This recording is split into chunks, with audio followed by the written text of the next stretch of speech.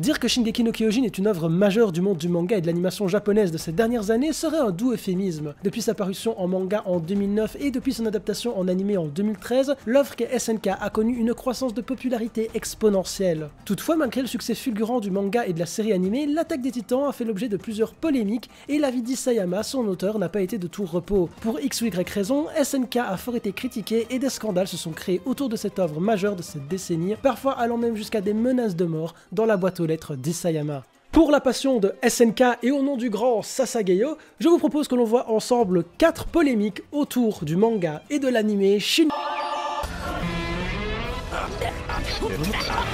Shingeki no Kyojin.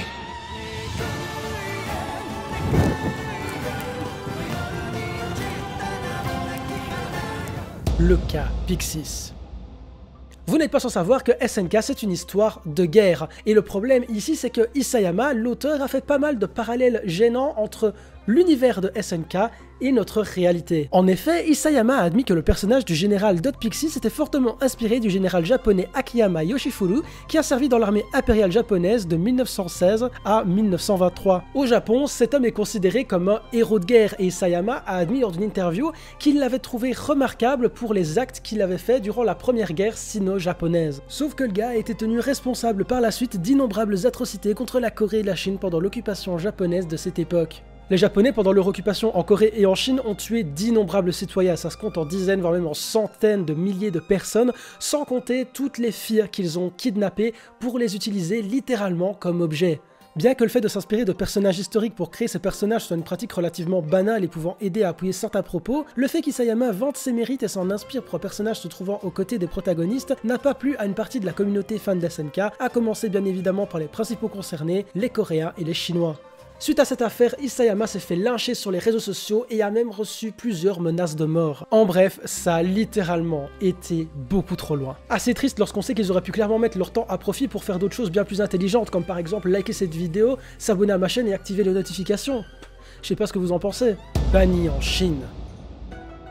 En 2015, la Chine a banni un tas d'animés de la distribution et les raisons évoquées majoritairement par le gouvernement sont que les œuvres étaient trop violentes ou sexualisées. Parmi ces œuvres, on avait du Corpse Party, du High School of the Dead, du High School DD, mais aussi des animés comme Death Note, Terror in Resonance, Parasite, qui traitent de sujets plus sérieux, qui remettent beaucoup d'éléments de notre société en question, tout comme SNK qui s'est fait kicker aussi. Comme vous le savez sûrement, dans le manga et l'animé par extension, le bataillon d'exploration, dans la saison 3 notamment, s'oppose aux autorités qui règnent dans l'enceinte des murs. Les protagonistes se sentent à certains moments manipulés, les autorités mentent, cachent la vérité dans SNK et nos héros ne restent pas les bras croisés. Ce qui est pas mal ressorti au sein de la communauté d'internet et ce que je trouve au final assez probable comme théorie, c'est que l'opposition des héros dans Shingeki no Kyojin face au gouvernement qui règne à l'intérieur des murs fait carrément peur au gouvernement chinois. En effet, si certains sont influencés par SNK et commencent à réfléchir par rapport à la manipulation de leur gouvernement et par rapport à tous les trucs qui vont pas en Chine, ça risque de poser des problèmes. Parce que oui, la Chine est un pays dans lequel le gouvernement contrôle un peu tout, la censure est partout au final. Ce manque de liberté mais que le peuple accepte sans trop se poser de questions dans SNK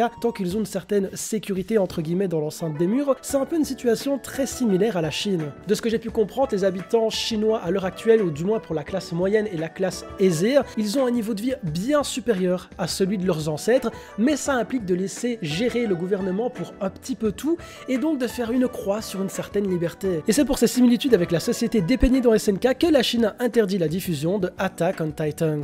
Un énorme coup dur pour la communauté chinoise étant donné qu'on parle d'un des animés les plus hype de ces 10 dernières années et ça n'a pas été le seul en plus à se faire totalement kick. En vrai on saura jamais si c'est pour cette seule et exacte raison que le gouvernement chinois a décidé de bannir SNK dans le pays, mais quoi qu'il en soit, c'est clair que l'aspect gore et violent n'ont absolument pas aidé. Maintenant ça reste la théorie la plus probable et celle qui ressort le plus souvent aux yeux de la communauté et à mes yeux également. SNK antisémite.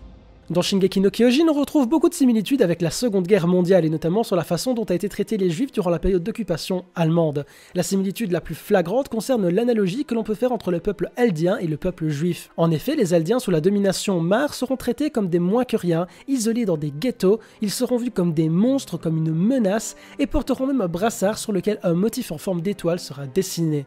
Il est évident que l'Allemagne durant la Seconde Guerre mondiale et leurs relations avec les Juifs ont clairement influencé Isayama dans son conflit entre Mar et Eldien. Toutefois, même s'il est impossible de connaître les intentions de l'auteur à ce sujet, bon nombre de lecteurs et de spectateurs se sont indignés, allant même jusqu'à extrapoler probablement ce qu'ils ont vu ou lu et à carrément boycotter SNK et son auteur en les traitant de fascistes et de racistes.